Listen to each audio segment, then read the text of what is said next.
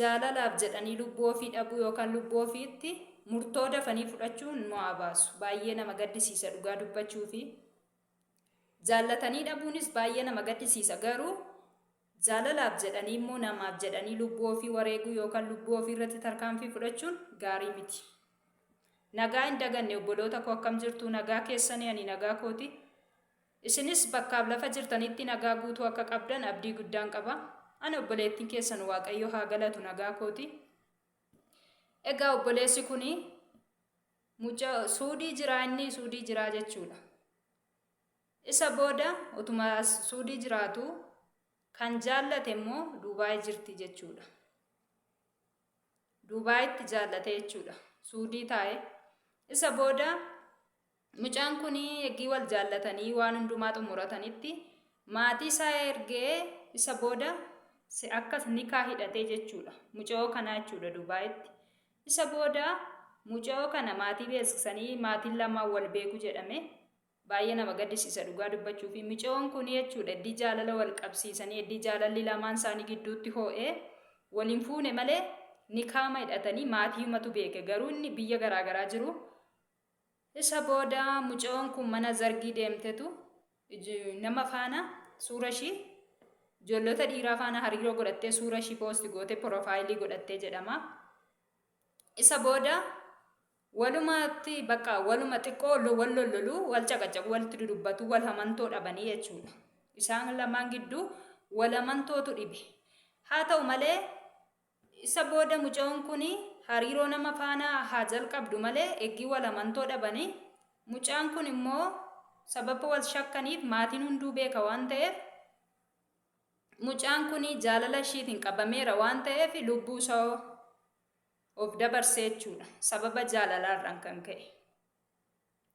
Lubbuu ofiirratti tarkaanfii fudhachuu yookaan lubbuu ofiirratti sardamanii ariifatanii tarkaanfii fudhachuun gaarii miti. Maaliif durbi tokko gaafa nama dhiistee deemtu yookaan dhiirri tokko gaafa nama dhiisee deemu namni jira. Isaan bichaa miti.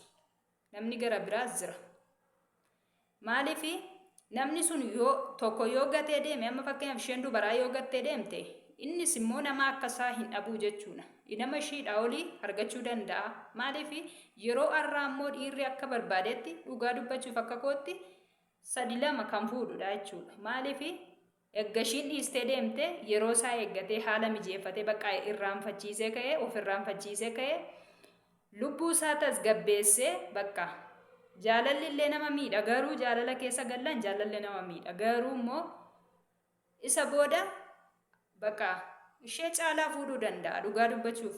Garuu gaafa lubbuu isaa galaafatee otoo maatiin isaa hawwanii haati isaa abbaan isaa hiriyoottan isaa hundumtuu otoo hawwanii mucaan koo biyya ormaa jira jedhanii otoo yaadanii gaafa lubbuu isaa jaalalaaf jedhee dabarsu baay'ee tokko nama gaddisiisa. Otoo haati isaa dheebottuu jechuudha. Lubbuu isaa lafa kanarraa dhabamsiise jechuudha.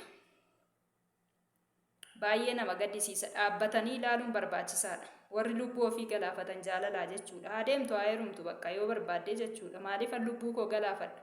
Borushii ol fuudhuu hin danda'a. Kanaafuu warroonni jaalala wal qabsiisanii sadarkaan kanaan wal ga'an lubbuu walii galaafatan baay'ee tokko dhugaa dubbachuuf namatti gaddisiisaa jechuudha. Maaliif namni nama waan ta'eef namni jaalalaan qabamee miidhamnaan bakka waan namni sun malee hin jirretti fakkaata. Garuu namni ishee caalu jiraachuu danda'a. Kanaafuu gaa'elli ofii namaa milkaa'uu danda'a. Nam tokko bichaa miti jechuudha.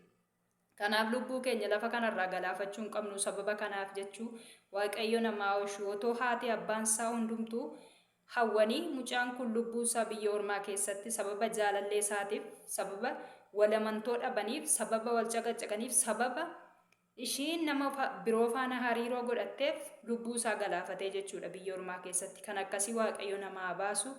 Egaa wanti godhamu hin jiru. Lubbuu isaa darbeera. Lubbuu isaatii fi mootummaa Waaqayyootti Waaqayyo isaa simatu jenna. Firoota isaa firiyoota isaaf immoo jajjabina hawwinaa. Kun garuu jaalala jechuun al takka keessa gallaan gadheedha. Gaarii miti. Garuu amma namaa danda'ametti lubbuu ofirratti tarkaanfii fudhachuun gaarii miti. Obsanii eeguun barbaachisaadha. Obboloota koo nagaan naaf tura. YouTube koo immoo subscribe, like, share naaf godhaa na jajjabeessan siniin jedha.